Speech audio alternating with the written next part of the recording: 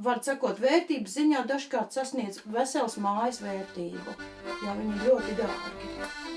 Un praktiski nepārdodas, viņi pāriet kā dzīves īpašums.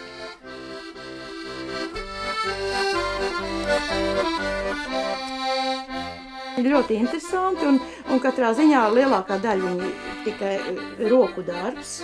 Un dažkārt mēdz būt ārkārtīgi izdāļoti visādām pērlītēm. Piemēram, lietuviešiem ir tie bandoņi, kas saucās, viņi vispār tā kā uz seškanti, tā pilnīga pērlītēm norotāti.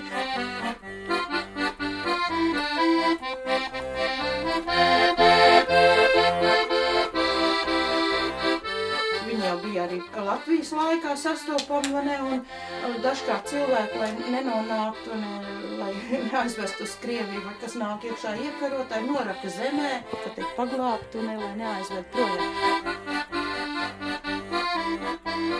Ir arī jaunāki cilvēki, kas ir uzņēmušies iemācīties tā, lai viņi varētu būt kā pasniedzēji.